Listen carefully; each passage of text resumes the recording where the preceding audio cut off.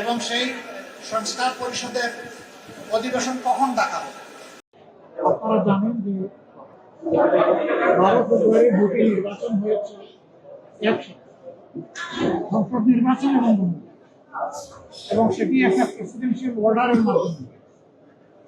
এটা স্বাভাবিক সাংবিধানিক ধারাবাহিকতায় হয়নি।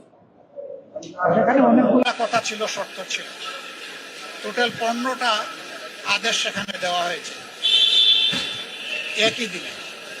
এই আদেশগুলো ছিল গণভোট সংক্রান্ত ম্যাক্সিমাম আর সাধারণ নির্বাচনের সাথে ছিল। এখানে উল্লেখযোগ্য কয়েকটি জিনিস ছিল। এর মাঝে ছিল যে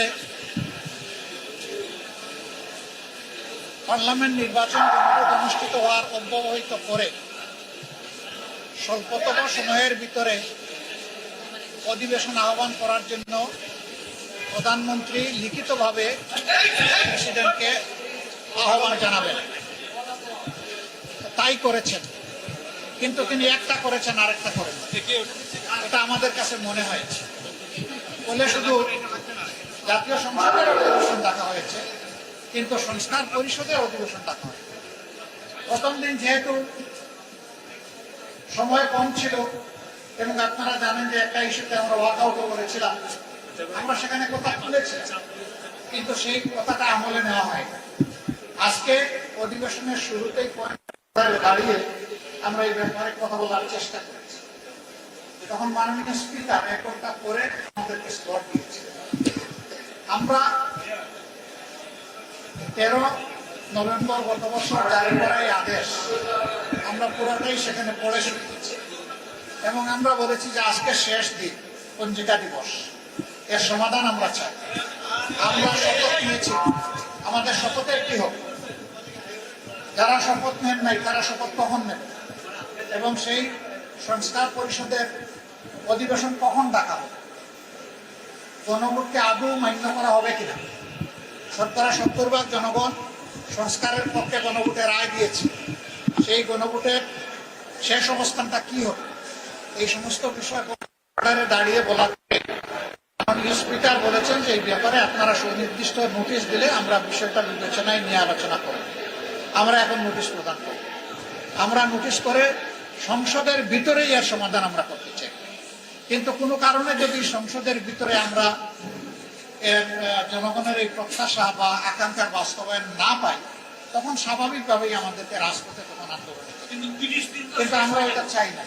আজকে যেহেতু আমরা বিষয়টা উত্থাপন করেছি, মাননীয় স্পিকার যেহেতু এটা বিবেচনায় নিয়েছেন, নোটিশ দিতে বলেছেন, সেই ধারাবাহিকতা এখন এটা চলতে পারে। রাষ্ট্রমন্ত্রী একটা কথা বলেছেন যে যেহেতু এটা আদালতের আদালতে আছে, আদালত মীমাংসা হবার পর সংসদে আসবে, এরপর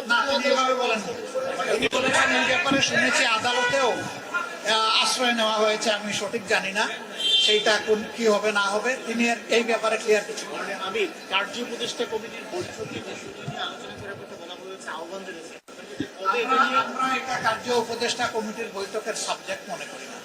আমরা মনে করি হাউজেরই এটা সাবজেক্ট, এই হাউজে এটা সমাধান হোক, তারপরে যদি ওখানে কথা উঠে ওনারা উঠান আমরা দেখবো। মানে আমি যেটা হচ্ছে যে ওনারা বলছেন সংবিধানে বর্তমান আপনারা বলছেন এটা সংবিধানে নেই, তারা বলছেন তারা এটা উড়িয়ে দিচ্ছেন না, যে তারা এটা মানবেন না, আগে তারা এটাকে সংবিধানে যোগ করে পরে এটা নিয়ে তারা আলোচনা করতে চান। আচ্ছা দেখেন, সংবিধানে কি 2026 সালে কোনো ভোট ছিল?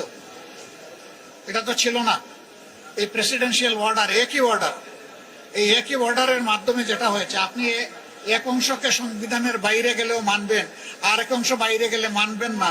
না মানলে দুইটাই না মানেন, আর মানলে তো দুইটাই মানতে হবে। মানে আপনাকে সংসদে আলোচনা, এবং একটা কথা আছে যে পাবলিক অপিনিয়ন বা উইল হইল সুপ্রিম কনস্টিটিউশন। তো সেখানে গণভোটে আপনি রায় নিয়েছেন, গণভোটে তো ওনারাও সম্মত, আমরাও সম্মত। আমাদের দাবি ছিল গণভোটটা আগে হোক, আর ওনাদের দাবি ছিল একই দিনে হোক। ওনাদের দাবি বাস্তবায়ন হয়েছে, ওনারা তো গণভোট চাই না এটা তো বলেন নাই, এবং গণভোটে বিজয়ী হয়েছে সংস্কারের পক্ষের প্রস্তাব। আপনারা কি বিশ্বাস করেন সরকার শেষ পর্যন্ত আপনাদের দাবি মেনে নিয়ে? আমরা বিশ্বাস করতে চাই।